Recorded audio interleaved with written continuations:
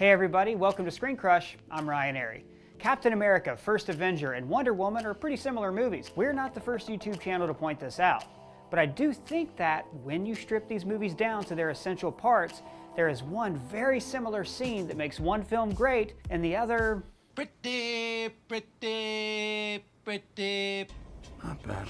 First, let's talk about the many similarities. Both movies start in the present day and flash back to a world war. These wars are being fought by soldiers, but there are also ancient celestial forces at play that the larger public is unaware of. We meet our heroes when they're small and less powerful. They want to fight, but aren't allowed. And that is not you, Diana. You are not enough. But they are tenacious and are eventually trained to become soldiers. They are earnest and pure and think of others before themselves. After becoming powerful, they're each kept away from the fighting. The first action sequence of the movie is a battle involving German soldiers, and each hero survives an assassination attempt. The hero's mentor figures are killed, inspiring them to enter the wider conflict. They gather specialty weapons to help them fight this war. They both secretly go off to fight against their government's wishes. Their love interests bring them to the front lines. Both heroes are naive about sex. What's that?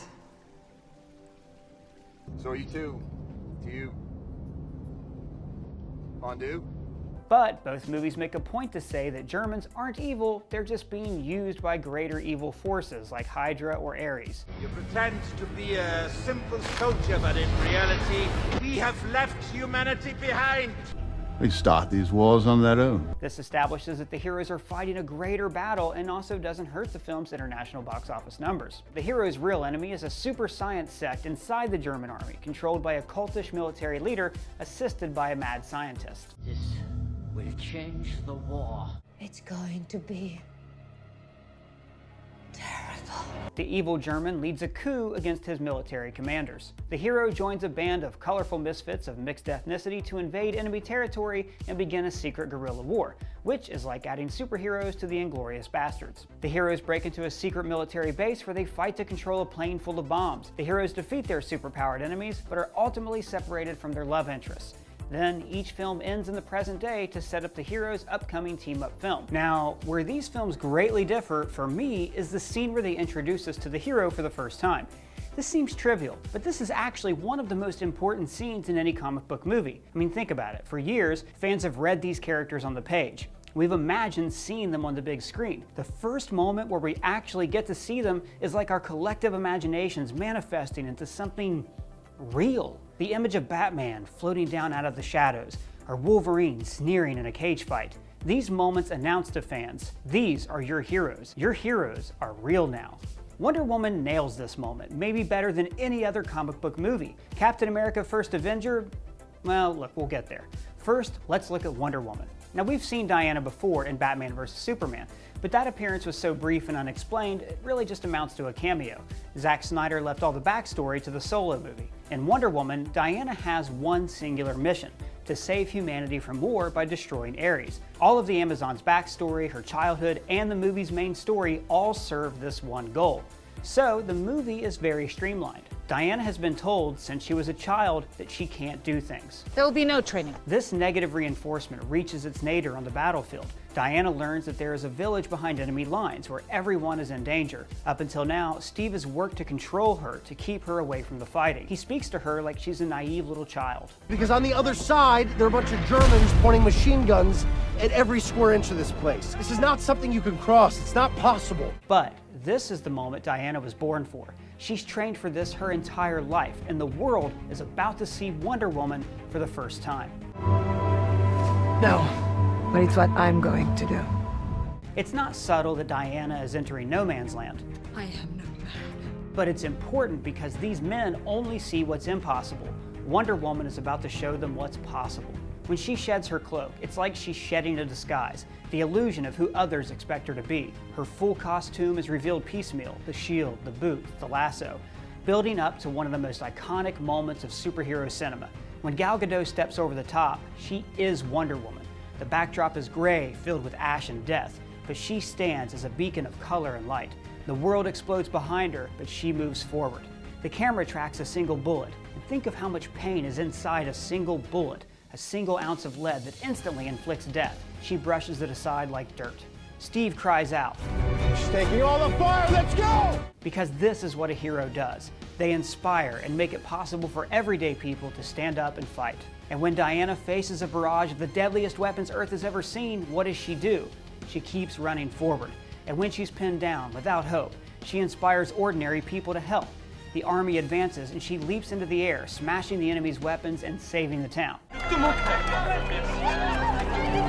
This reveal happens about halfway into the movie, usually the point where superhero origin movies first debut their heroes. But I don't think there's ever been an introduction as concise and inspiring as this no man's land fight. And the following sequence where Wonder Woman and friends liberate the town is just as exhilarating, and Hans Zimmer's Wonder Woman score is truly the first great superhero theme since Denny Elfman's Batman. So now, let's look at Captain America's big reveal moment and how it highlights some of the film's problems. But first, I gotta say, and this should be apparent to anyone who watches our channel, I'm a huge fan of the MCU. Captain America is the best trilogy of MCU films. Chris Evans brings a moral sincerity to the part and perfectly embodies this hero. He's not a strutting, macho action man like Thor. Evans plays the guy so vulnerable, you really feel like this is a little guy inside a big man's skin. You know, for the longest time I dreamed about being on the front lines, serving my country.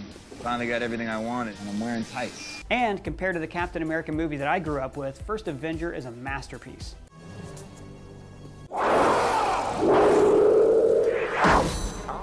But as a film, it has its flaws. So, when is Cap's big on-screen introduction? Well, it's not here, that's more of a joke costume. And it's not the prison rescue or the celebration after. Oh, here it is.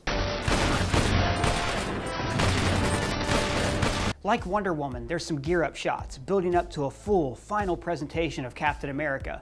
Wooden doors burst open, and there's the Sentinel of Liberty. He's in a building somewhere, shooting a gun for 7 seconds. And then the montage continues. And the montage is cool, but it's not iconic. It's not this.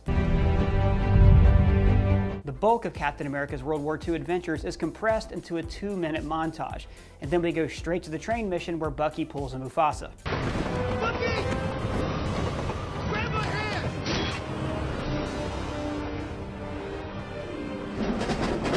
For me, this is First Avenger's main problem. There's a lot of montage in this movie. Steve's training, Steve's USO tour, and then Cap's adventures.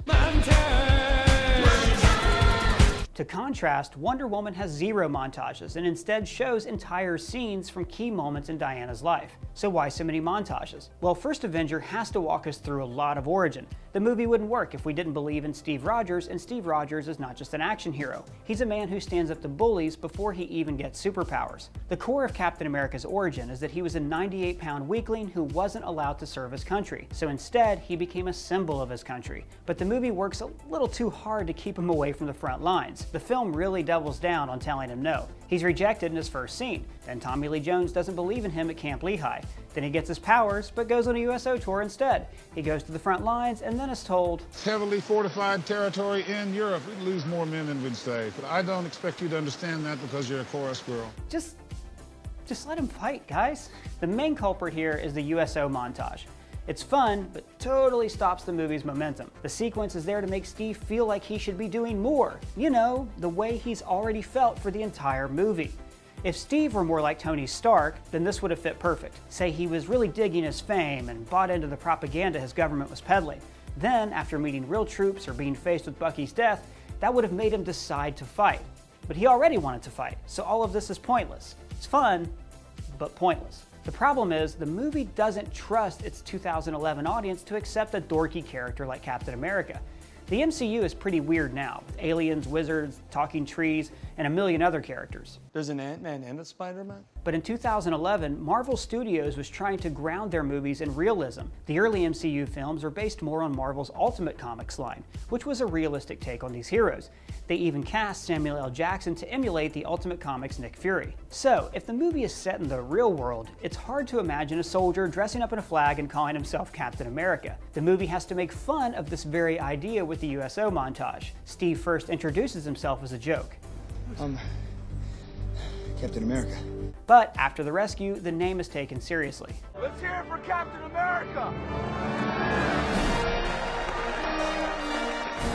But it's a clunky journey to this moment. Unlike Wonder Woman, the movie's story doesn't move in a clean, straight line, so it uses montages to fill in the gaps. And nothing against montages, they have their place and can be a lot of fun.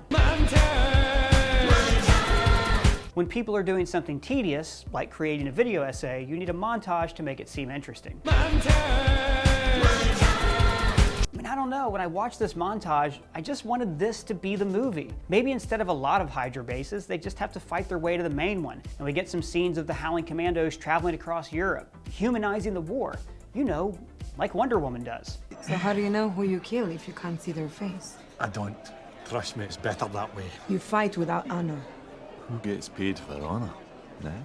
The movie Wonder Woman takes time to actually visit with the members of the supporting cast. Diana has a personal interaction with all of them. We learn things about each character, and we really care if they live or die. Like the sniper who's afraid to pull the trigger. Can you tell me anything about the Howling Commandos apart from that they hang out with Captain America? And the reason we don't get those interactions is because of the montage, because it's all just kind of lost in a blur of action. And that's really a shame, because this isn't just a regular superhero blockbuster, it's a movie about war, about soldiers, and about sacrifice. And we need to care about the Howling Commandos because Cap cares about the Howling Commandos. Years later, when he comes out of the ice, his sacrifice and loss would mean a lot more if we knew something about the people he left behind. In Wonder Woman, there's no montage. There's a singular story told all the way through, and her reveal is the key moment of the movie. Wonder Woman calls out to little girls and says, there's a hero in you. The world they've built, the world of war, oppression, you can change that if you just believe in yourself. And all of that is encapsulated in this one scene. Captain America is the ideal that every person, no matter what size, can rise up and fight evil. But First Avenger skips over the cost of war, the why we fight, in the service of world building. One brisk montage after another so we can get Cap through the war, set up the Tesseract, and freeze him in ice. After all, why should we care about any of these guys when they're all going to be dead soon and replaced with a new team? So which do you like better? Let me know in the comments below. And if it's your first time here, please subscribe. For Screen Crush, I'm Ryan Airy. Also, I wanted to see Captain America punching Nazis. I love seeing people punch Nazis. It's the cornerstone of my blockbuster education.